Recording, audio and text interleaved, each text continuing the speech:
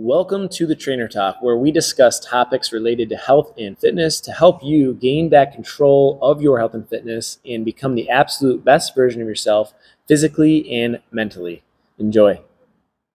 Today's topic is going to be setting goals, and specifically SMART goals, which there's an acronym for that we're going to dig into. Figured that would be fitting for as we approach the new year. A lot of people make New Year's resolutions, which I'm not the biggest fan of that New Year's resolutions type term. I just think it's important to maybe sit down and set some goals and adopt different lifestyle habits is kind of the way I like to think about it. A resolution just seems like you're taking something away from your life rather than like adding something good in, sort of. It's usually because a lot of people are too. Yeah, a lot of people are like, "Oh, my resolution is to like quit sugar or quit drink." You know what I mean? It's something usually that's a little bit unrealistic.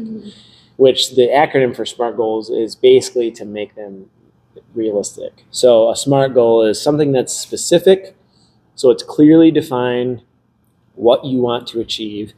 It's measurable, so can you actually measure it and track it? So quantify your goal or identify indicators of progress. It's achievable, so ensure that the goal is actually attainable with your resources and time. That's another big one, is people kind of sort of set unachievable goals or unrealistic goals sometimes. It's relevant, so the goal should align with your health and fitness objective or with your lifestyle. And it's time bound, so set a deadline to basically make sure that you're holding yourself accountable, you're staying focused, and you have this kind of destination that you want to get to through the process of your training and throughout the year. Let's say we set a year goal or something like that. So the first thing that we can kind of dive into, the first step, is set your long-term goal first. So establish what is that long-term goal that you want to achieve. For a lot of people, first, as we approach the new year, it's going to be either losing weight, building muscle, maybe you're training for some sort of event or competition, something like that. So for example, establishing your long-term goal, I want to lose 30 pounds. So how do we break this down and get a SMART achievable goal? I'll let one of you guys, if you guys want to kind of talk a little bit about that. Maybe a goal that you would set, or if you were helping a client set a long-term goal, what would that kind of look like? Yeah. So for setting like a long-term goal, obviously it's something that it's kind of a bigger goal. It's losing a certain amount of pounds, or it's a body fat percentage, or maybe it's being able to do a pull-up, something like that. That's going to take some time to work at it, but obviously they're not quite there yet. Like if they're planning on it taking 6 months to a year, there's going to be time in between. So it's like, what do you do with that time? And that's where it comes into turning your outcome goals into behavior goals, or behavior like habits that you can break down and do on a daily basis. So like instead of I want to lose 20 pounds, it's like, okay, I'm going to have the goal of eating protein with each of my meals. Yep. Or eating vegetables in each of my meals, or eating slowly and stopping when I'm 80% full. Something like that, because that's something you can do every day. You can measure how much you do it in a week. Like you can get 6 out of 7 days or 5 out of 7 days and see how you're doing. So it's specific, it's measurable, definitely attainable. And then like it's daily, so time bound. And then you have that long-term goal tied into it as well. So like finding and breaking down those things, and then making sure that like you can turn avoidance, like making sure it's not an avoiding goal. So a lot of people, you had mentioned like quitting alcohol, quitting sugar, those are all avoidance goals. We want to go for approach goals. So doing something rather than avoiding something. So it would be like eating an extra serving of vegetables, or getting 10,000 steps a day, rather than, okay, I'm going to avoid sugar, I'm going to avoid alcohol. It kind of sets you up for failure at that point, because as soon as you break it, you're like, well, I busted my resolution for the year. So we'll try again next year. Which is what a lot of people probably do. So. Yeah. And I did want to add that it is actually helpful if you have a milestone when you try to make behavior changes. Habits are more likely to stick when you start at the beginning of a month, or you start at a birthday or a new year, because it just shows like, okay, this is the end of who I was or whatever. Like, this is what I did before. I'm going to commit to being a healthier version of myself. Like 2024, I'm going to be a healthier version of myself. Not be like, I'm going to change everything, but just healthier version. And I'm going to start doing these healthier habits. And that mental switch is like, okay, 2024, it just kind of gives your mind a way to have like a timeline with it. Because for some reason that helps our brains. So. Yep. Yeah, so basically what she's talking about is like, after we've set our long-term goal, and I love doing this, and we've done this as coaches, even with our own goals, is we want to reverse engineer those goals into those milestones, like she said. So, for example, if you wanted to lose 30 pounds, you can't just put, I want to lose 30 pounds, and then weigh yourself every day and hope that it happens. Okay, so it's like, I want to lose 30 pounds in 6 months through a balanced diet and regular exercise. Okay, so now let's break that down into smaller achievable goals and milestones. So maybe a monthly goal is, okay, I need to lose about 5 pounds per month. A weekly checkpoint could be maybe some weekly objectives that you want to do, such as a workout routine, a nutrition goal, and then those daily habits that she mentioned. Establish those daily actions and contribute, time and effort to them and track them. So, for example, eating more fruits and vegetables, eating more lean protein, adding in maybe drinking more water. Try to work out, 3 days a week. Maybe move your body on a daily basis for 10 minutes. Those are all actionable steps that we can take that are going to eventually lead to this long-term goal that we're shooting for. And the important thing is to monitor this progress, making sure that you're checking it. So whether you're writing it down in a journal, using an app to kind of track your workouts or track your progress. There's so many different things you can do. A lot of people wear like Apple Watches and they can track their steps and their activity on that. So, maybe if you guys want to share a little bit more insight on ways that you track or make sure that you're making progress towards some of your goals. So we just talked about some of the goals that we have set with the level method, which is our new kind of way to assess and progress in our fitness metrics. And so it's laid out on a map. We know where we're at. We know kind of what we want to do. And then it gives you the steps on how to get there. So maybe ways that you can track or make sure that you guys are working toward that goal. Yeah, Trainerize is probably the main way that I track all my goals is just, that checklist where I go off at the end of the day, check it all off. And after doing it for so long, it just becomes a habit. So my, mobility and flexibility is one of my weak points for the level method. So that's on there so I don't forget to do it. Another one's the digital detox. And so that was, that's an example of one of my SMART goals. I want to get better sleep. Yep. Now that's not a very smart goal. It's just, I want to get better sleep. Right. It's, I want to put my phone down an hour before I go to bed. Specific, right? Measurable, is it an hour before I go to bed? Yep. Achievable? Yes, absolutely. It's, it's just something you can do.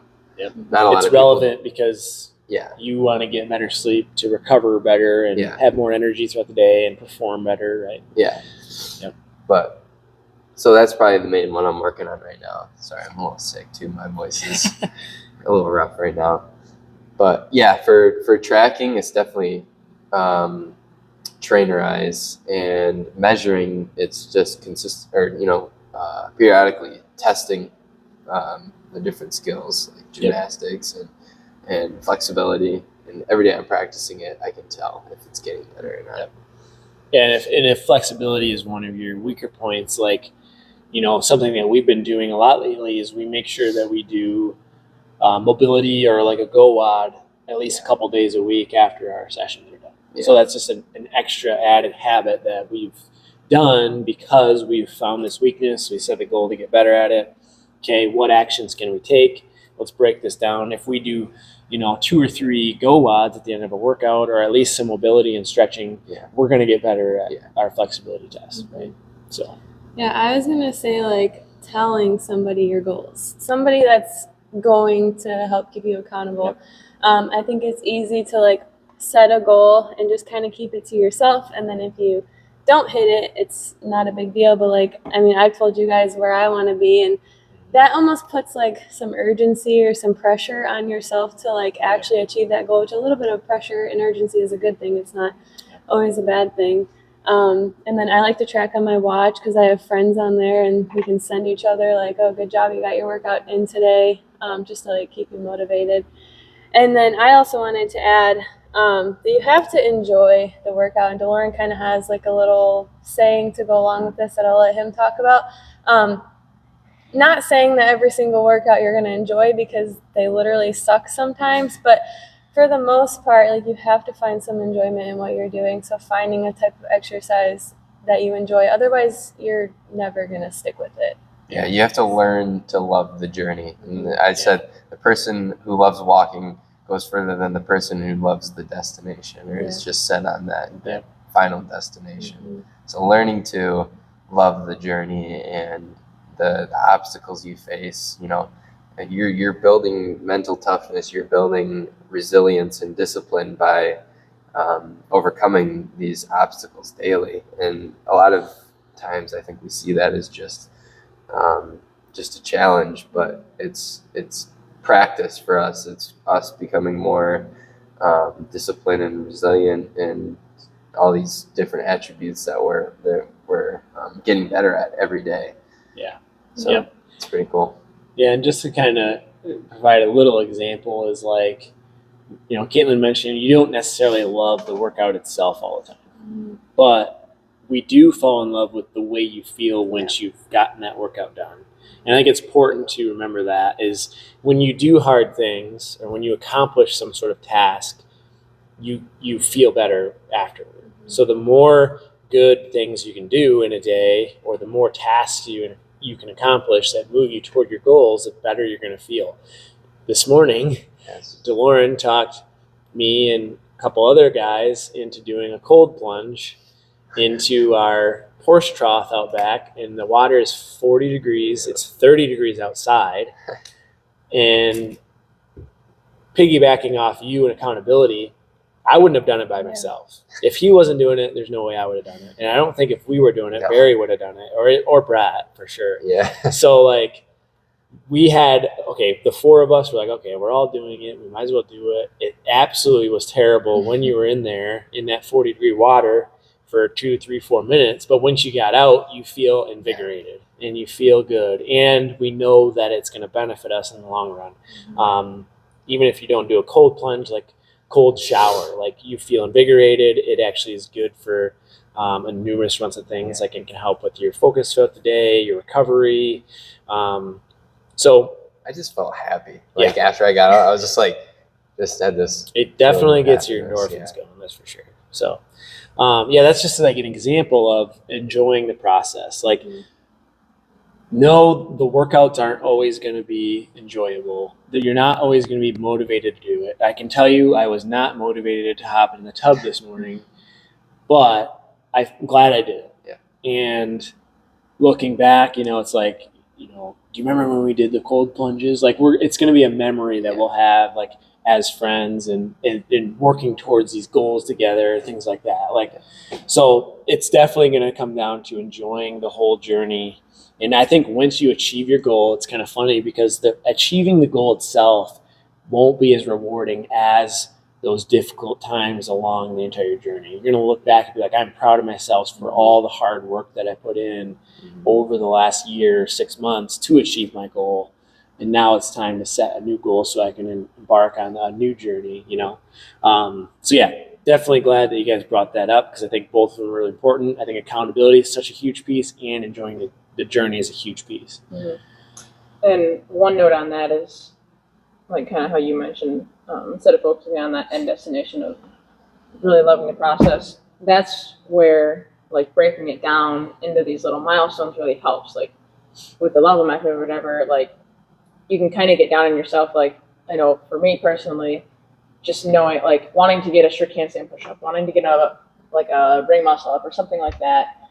And it's just being like, oh man, I've been working at this for however many years and I still can't get a strict handstand push-up. Like I've been doing CrossFit for 3 years. I thought it would have been farther by now. But when you look at it and you're like, okay, well, when I first started, I probably would have been here at this level. I'm here now. And so now I have like, okay, so I have to be able to do these things first before I can like expect or even try to get a strict handstand push-up or a ring muscle up or something like that. So it kind of puts into perspective like, oh, okay, like it's okay where you're at, like be grateful for where you are, how far you've come, and then you don't get as discouraged that you're not where you want to be yet. Yep. Because you know that you have to make these steps first before you can get there. Yeah. So it's like playing a video game, right? So you want to be like a level 30 because there's all this cool stuff unlocked, right? But you're level 5. Like you don't have the skills yet. You don't have the techniques and everything like that in order to be a level 30 yet. You have to earn them. You have to get up to that level and unlock that with each one. And it kind of comes down to that with like that big goal, like maybe it is losing 50 pounds by the end of the year. It's like, okay, you need to learn the skills of eating slower, of, you know, maybe saying no to some treats or some alcohol or something like that that's going to hinder your goals, doing more workouts. Like you have to build those skills and do it for enough time to get like that level of health. Yeah, like I like thinking it like that. And that kind of ties into like how we can stay motivated as well. Like you mentioned, you know, using the levels and appreciating where you're at and like looking forward to the next level. And then you just keep kind of building up from there. Celebrating the wins is a really big part of your journey. So, you know, we've established where you want to go. We've reverse engineered those goals into like a monthly goal, a weekly checkpoint, a daily habit. We're tracking and monitoring it. How do we stay motivated to keep doing this stuff? Celebrating the wins, like every little victory you have. Maybe if it's just like, I got my workout in today, like that's a win. Like a lot of people wake up and they do not work out, or they make the choice not to. You know, such a huge percentage of the people in our country, especially, they're not physically active at all, and that's why we have this obesity epidemic and unhealthiness. So if you get a workout in, celebrate it and be proud of yourself. You know, maybe it's your first pound lost, your first 5 pounds, your first week of working out, your first month of working out. Maybe you reach, you know, 50 workouts, 100 workouts, 10,000 steps, you know, whatever it is, celebrate those wins. Stay accountable.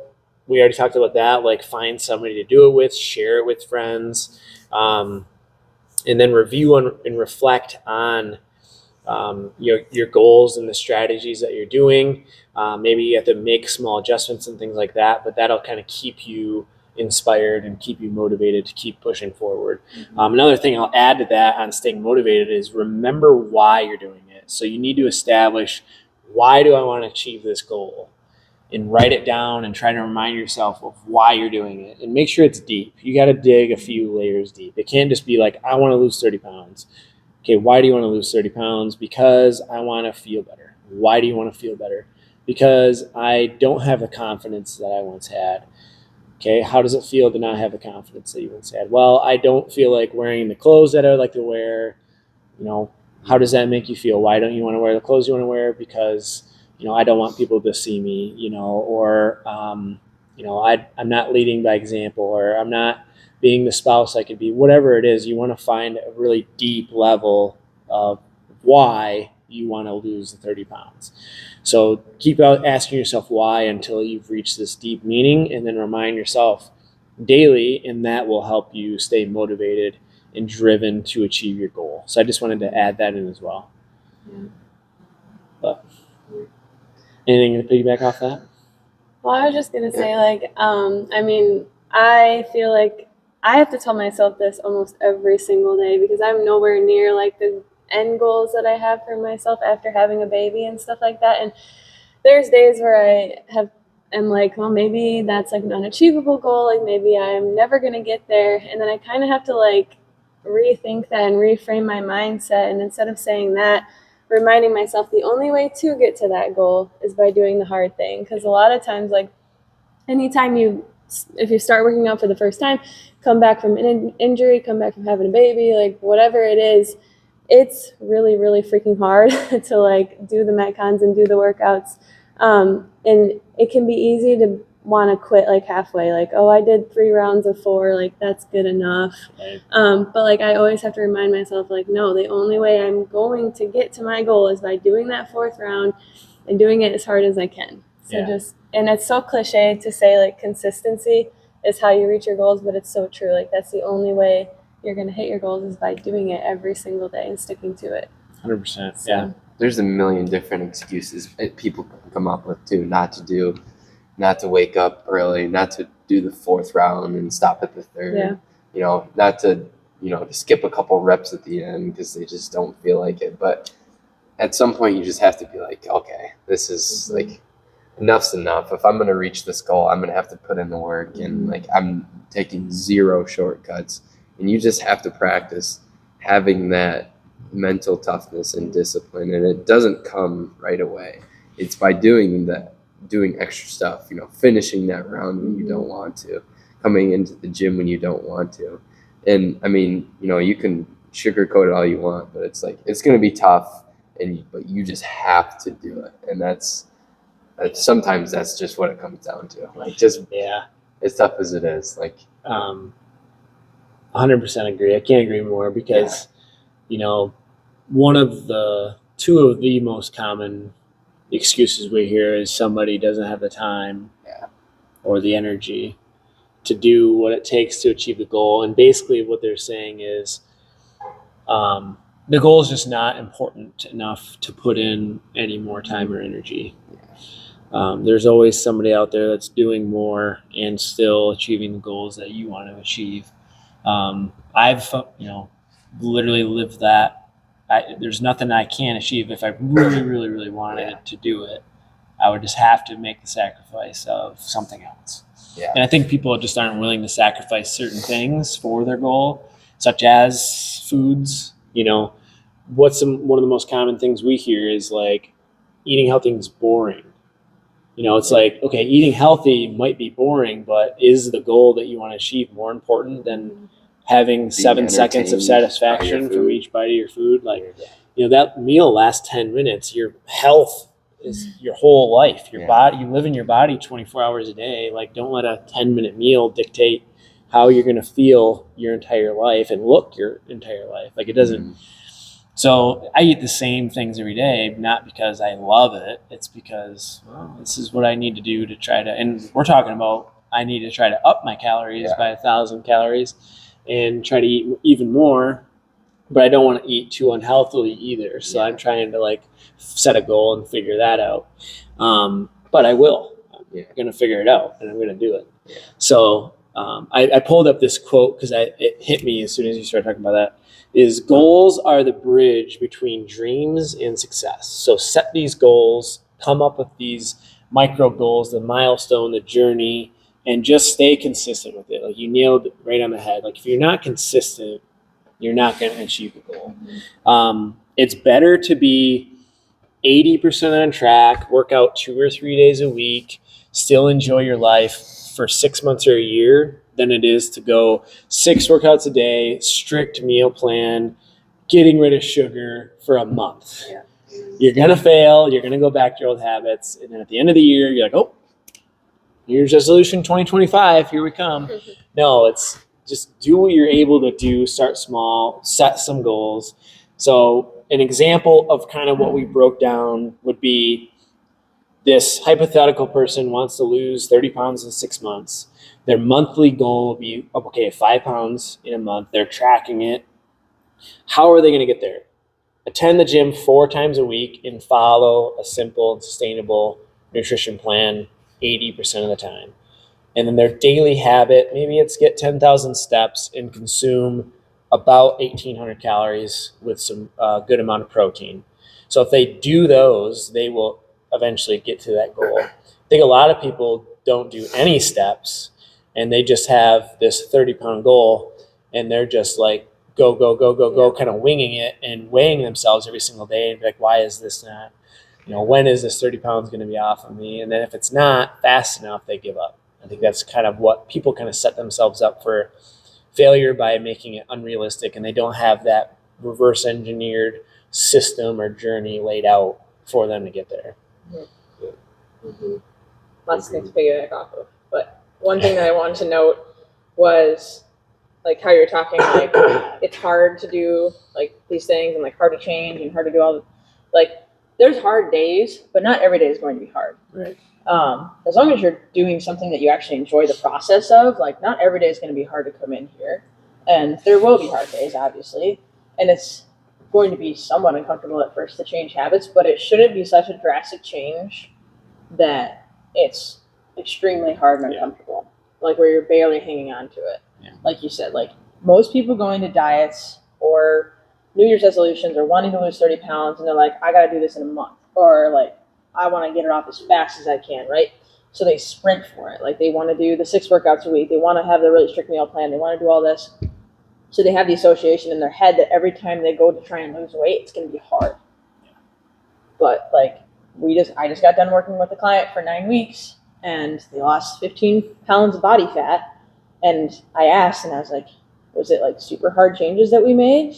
They're like, no, really not. Like it's just simple, like working out 3 days a week and it's okay, moving and just like, okay, let's practice eating vegetables at lunch. Yep. Like literally the simplest habits and lost 15 pounds of body fat. And like, okay, yeah, it's not the big flashy ones of like, oh, lose 30 pounds in a month. Sure. But is she going to keep those like 15 pounds off? Absolutely. Yeah. Like, is she more motivated to keep going? Yeah, because it wasn't like grinding you down to the bone for 4 weeks and then you rebound. It's, oh, like this was actually not that bad. Yeah. And like I can just keep doing this and keep losing weight. And like you'll get to your 30-pound goal.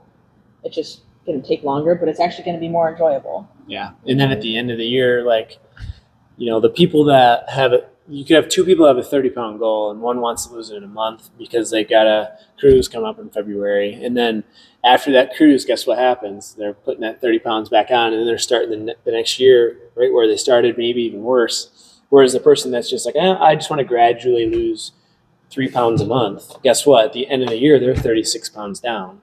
They're 36 pounds ahead of the person that wanted it in 30 days. Yeah. So it's just like you gotta really like zoom out and look at your life as a whole. It's like if you dedicated 1 full year to your health and fitness or 2 full years out of your 80-year lifespan, that is a very small amount of time to dedicate. And it could literally drastically change your life every year moving forward. So if you're 40 years old and you said, I'm going to dedicate 2 years to my health and fitness, right now that sounds like a ton of time.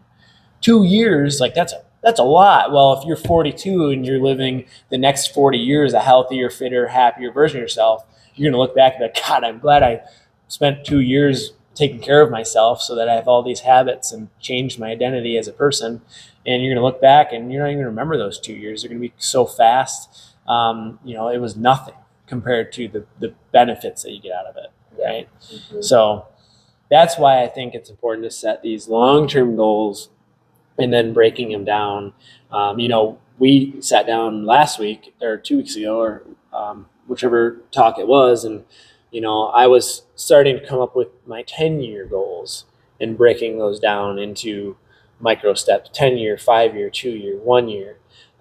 So don't be afraid to who do you want to be and where do you want to be in 10 years, 5 years, 2 years? What do you need to do today that's going to set you in the right path to get there? And I like the analogy we talk about. It's like it comes down to every minute daily decision.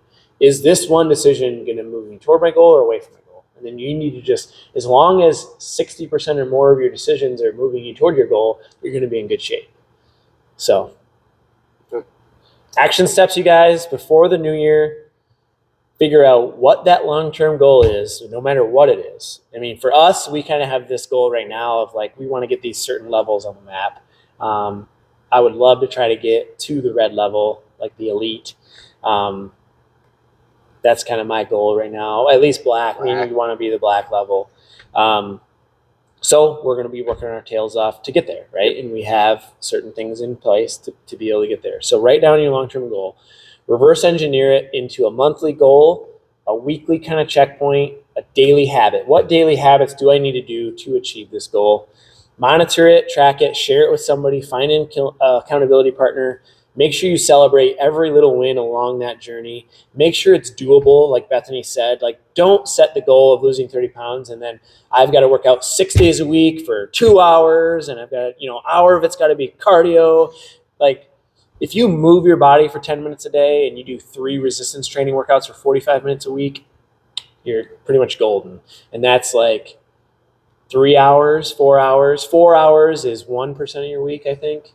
So literally 1% of your time, 2% of your time, and you can be fit and on your way to your goals. So breaking it down, celebrating the wins, that's what's going to help you guys get there. And then just stay consistent. Like Caitlin said, you've got to stay consistent with it.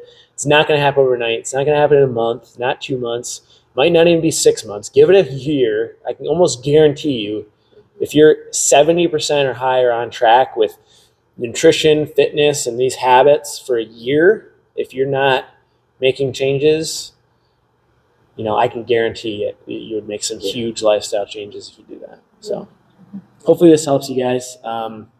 Merry Christmas, Happy New Year. Let's set some goals and become healthier and happier versions of ourselves. Thanks again for tuning in to the Trainer Talk. If you are ready to gain back control of your health and fitness, we would love to sit down and chat with you to see if we can put together a plan for you. All you have to do is head to taylorhutchinsonfitness.net and book a free consult. Again, make sure you like and subscribe if you like the video, and hopefully we'll see you soon.